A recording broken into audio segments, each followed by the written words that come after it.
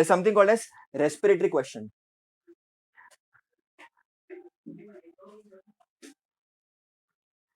कुछ नहीं है, बहुत सिंपल टॉपिक है, एकदम बेसिक है क्या ये? Ratio of volume of CO2,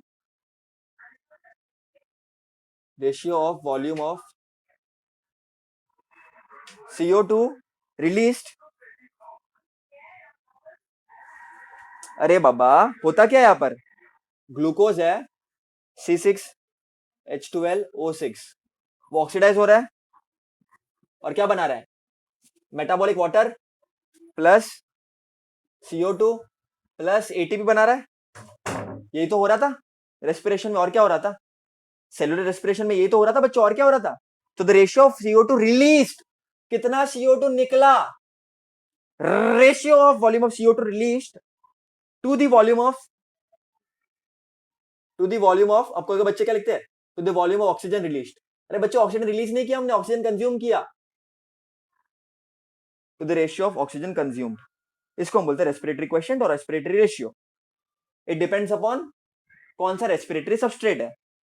like for example हम बात करते हैं कार्बोहाइड्रेट्स की, हम रेस्पिरेटरी क्वेश्चन बात करते हैं कार्बोहाइड्रेट्स की, RQ लिखते हैं इसको शॉर्ट में, कार्बोहाइड्रेट्स चलो रेशियो लिखते हैं।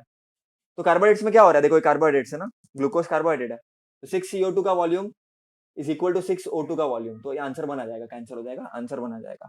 तो respiratory question of carbohydrate is 1, बहुत फेमस क्वेश्चन है बच्चों, ये एग्जाम में 110% आते हैं, ठीक है, याद रखना। इतना पूछेंगे बच्चों, ये इतना पूछेंगे, तुम्हारी तबियत खराब कर देंगे पूछ पूछ के। ये रेस्पिरेटरी फैट्स के कितने होंगे, लिपिड्स के कितने होंगे, फैट्स के, तो ये सब तुमको पूछ पूछ के परेशान कर देंगे, ठीक है। फैट्स का 0.7 रफली, it keeps on changing from fats to fats, and protein fat is 4.9 0.9 sorry, again रफली, for different proteins it will, for different amino acid it will going to be, it is going to be changed, ठीक है। चलो अब थोड़ा दिमाग लगाते हैं, किसमें दिमाग? seen for carbohydrates, we have seen for proteins. My question is very simple, anaerobic respiration के लिए कितना होगा बच्चों? anaerobic respiration में क्या होता है? anaerobic, ऑक्सीजन लेते नहीं ना उसमें, तुम लोग ऑक्सीजन लेते ही नहीं हो, ऑक्सीजन लेते ही नहीं हो, CO2 तो रिलीज करते हो ना, लेकिन ऑक्सीजन तो लेते ही नहीं हो। तो volume of CO2 upon volume of oxygen, oxygen लेते ही नहीं हो, तो वॉल्यूम ऑफ CO2 कुछ भी होगा और ऑक्सीजन जीरो ही होगा। Number divide by zero is what? Number divide by, समझो वॉल्यूम है 10 ml फॉर एग्जांपल, ठीक है, क्या हो जाएगा?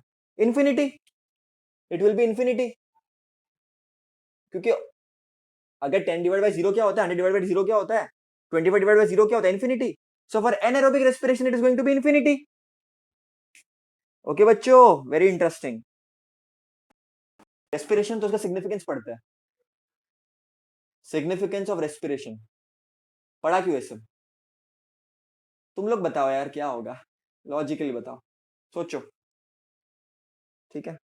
क्या किया अपन ने?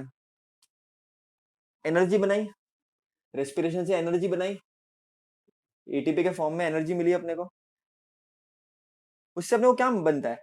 एनर्जी नहीं होगी तो कुछ बनेगा ही नहीं जीवन में। तो तुमने जो कार्बोहाइड्रेट बनाए, प्रोटीन्स बनाए, लिपिड्स बनाए, वाइटामिन बनाते हो, ये सब इनडायरेक्टली तुम रेस्पिरेशन के कारण नहीं कर पा रहे हो, क्योंकि रेस्पिरेशन के बिना एनर्जी तुमको मिलेगी नहीं, एनर्जी मिलेगी नहीं तो तुम इसे बना कैसे पाओगे?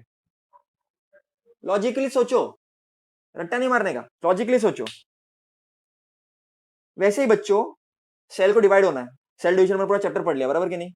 उसके लिए भी एनर्जी चाहिए, तो वैसे ही सेल डिवीजन के लिए बच्चों एनर्जी चाहिए, प्लस ग्रोथ के लिए, प्लस वॉन पार्ट जो होते हैं खराब हो जाते हैं उनके लिए अपने को एनर्जी चाहिए, प्लस मूवमेंट के लिए, प्लस लोकोमोशन के लिए, तो ये सब के लिए भी अपने को एनर्जी चाहिए बच्चों। और ये सब कैसे मिलेगा अपने को? इसी से मिलेगा। उसके बाद क्रेब्स साइकिल में बेटा इतने सारे प्रोडक्ट्स अपन ने पढ़े क्रेब्स साइकिल में, और वो सब बच्चों products later on it is used in different different things बच्चों। It is used for synthesis of complex compound, used for synthesis of complex compounds, जो बॉडी में अलग अलग जगह पे अपने को काम आते हैं बच्चों, जिनके बिना जीवन अधूरा है, जीवन काम का नहीं है। उसके बाद बच्चों, अगर ये नहीं होगा तो फोटोसिंथेसिस नहीं होगा, सिंपल है। ठीक है, तो CO2 का O2 का बैलेंस मेंटेन करता है ये, मेंटेन बैलेंस। मैं शॉर्ट में लिख रहा हूँ एकदम, तुम लोग को अच्छी तरह से इसको एग्जाम के लिए लिखना है बच्चों, ठीक है। तो CO2 O2 का बैलेंस मेंटेन करता है, ठीक है। ये रिलीज करता है क्या, CO2 रिलीज करता है। वही प्लांट्स से ऑक्सीजन बनाता है। तो ये तो बचकानी बात है बच्चों, चौथी पांचवी में पढ़ी हुई कभी। उसके बाद इसमें अपन ने एनारोबिक रेस्पिरेशन भी पढ़ा, जिससे मस्त पे दारू मिलेगा, एल्कोहल। ये तुम इंजॉय भी करते हो काफी। लैक्टिक एसिड तुम्हारी बॉडी में, ये तुमको मरने से बचाता है।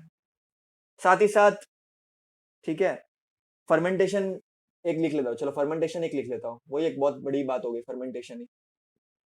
फर्मेंटेशन में बहुत सारी चीजें आ गई, इडली डोसा, मेंदू वड़ा वगैरह सब आ गया, बराबर कि नहीं। उसके बाद जो एनर्जी होती है रेस्पिरेशन की, it is to convert insoluble substances in soluble form.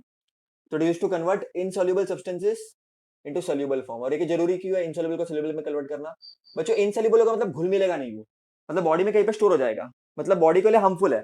तो एनर्जी इनसॉल्युबल चीजों को सॉल्युबल चीजों में कन्वर्ट करने में हेल्प करती है। Again this is a 3 mark question, अगर कोई बोर्ड के लिए प्रिपेयर कर रहा है, एंट्रेंस के लिए प्रिपेयर कर रहा है, तो ये वाला कर लेना। तो लास्ट का जो टॉपिक है बच्चे छोड़ देते हैं usually, respiratory question 10, significance of respiration. को लगता है कुछ काम का नहीं है, एक बार रीड करते हैं छोड़ देते, फिर मत छोड़ो, पढ़ के जाना, एग्जाम में आएगा। तो चैप्टर में क्या था बच्चों? बेसिक चैप्टर था बहुत। अपन ने ग्लाइकोलाइसिस, क्रेब्स साइकिल, और उसके बाद अपन ने देखा ETS, electron transfer chain reaction, और लास्ट में फिर अपन ने देखा एक टेबल, एक summary, respiratory question 10, finally significance of respiration. With that बच्चों, I think we should end the chapter. Maybe MCQs करेंगे कभी तो। Thank you so much.